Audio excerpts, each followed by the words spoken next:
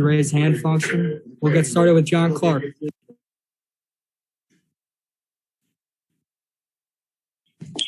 Hey, Doc, sorry about that.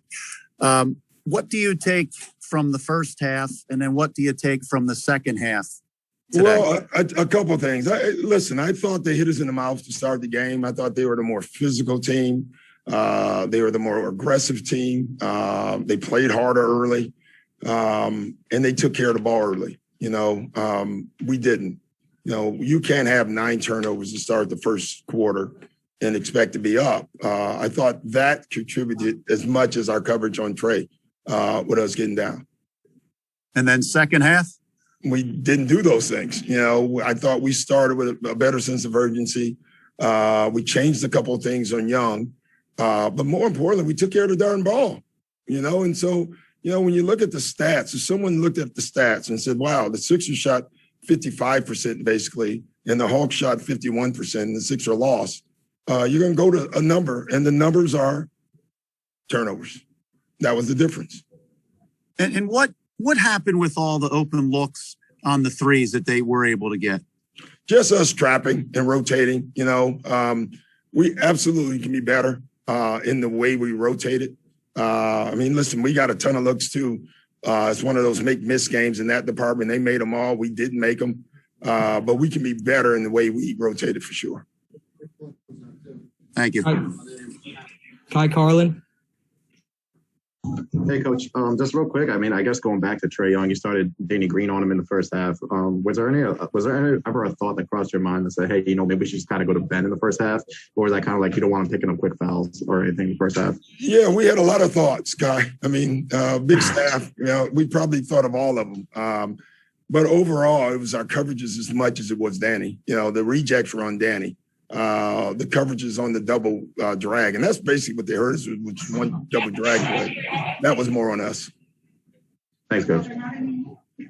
Kevin Kincaid. Doc, going back to the second quarter there, you ran an all-bench lineup in there. Is that something you think you can try for the rest of the series, or do you think you're going to have to get away from that? Well, we'll see. Tonight it didn't work, but neither did the first group, early on. So both teams were in the minus department. But we typically like one guy like Tobias or Ben in with that group.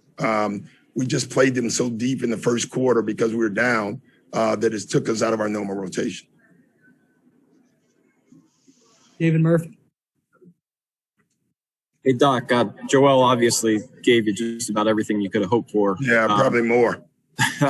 What are these so with regards to how the knee responds, what are these next kind of 48 hours going to be like, and what do you just kind of talk us through the process there and what's going to be involved with monitoring him? Yeah, tons of treatment, tons of rest. I checked with him probably 5 different times during the game, and he kept saying, I feel great. So I didn't like him in. We had to have him in, but when we were trapping and running around in that last 3 minutes, and obviously we made a run, I did not like him on the floor at that point because I didn't want him doing those things, if you want me to be honest. That's why we just told him to stand back, because those are the ones you get injured on. And so other than that, I thought he played in a space that he was safe, other than that last 3 minutes. And did you change or how much changed given his circumstances with regards to your defensive play, your offensive play, the way you used him? Did you just kind of go about things as usual, or did you try to protect him at all? No, we didn't change much, not because of his health. We changed more because of Trae Young than Joel's health. I'll say that. Lauren Rosen. Hey, Doc, what did you see in Matisse's coverage on Trae? And then maybe more importantly, what did you see from him offensively tonight?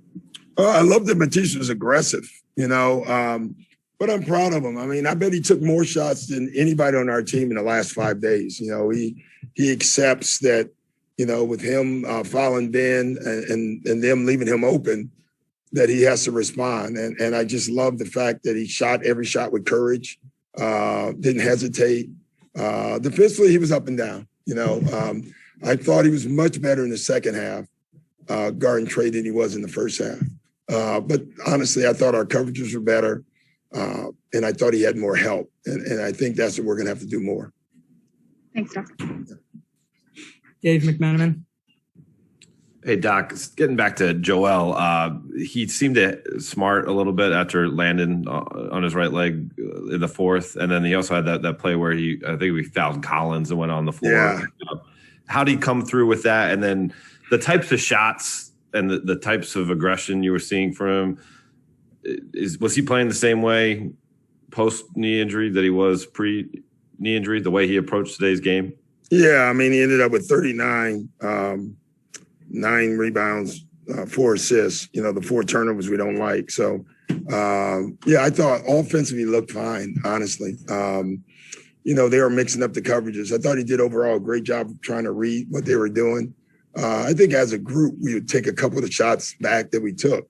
But again, we shot 55%. So, I'm still going to complain, but we were pretty good there. We lost this game by allowing a team to score 128 points. Last question here for Coach. We'll go Austin Krell.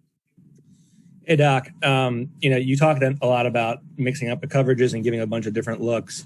But it kind of felt like, whether it was the first half or second half, Danny was the main piece there on Trey. And so was this more like a game where you were just trying to test the waters a little bit and feel some things out and, more adjustments come in game 2 and so on? Or no, it's a game we tried to win. I wasn't trying to test anything out.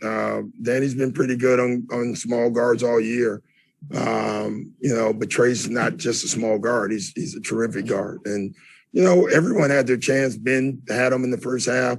It's funny. I thought Ben picked up a couple of fouls that, I don't know. He picked up 2 fouls for playing defense, and that was frustrating to see on Trey. And then you had to worry about his fouls. I thought Matisse picked up. I was very surprised, and I'm going to have to get an explanation how that call wasn't overturned. I don't know what more solid defense you can have. They still gave the kid 2 free throws. So we have to check because it felt to me that Trey was the one initiating most of the contact with his hands and pushing off, but we were the one that just kept getting fouls. So either we're doing something wrong or we have to figure out how to make sure that's called on him as well. Thanks, Coach. Thanks, guys. Thanks, Coach.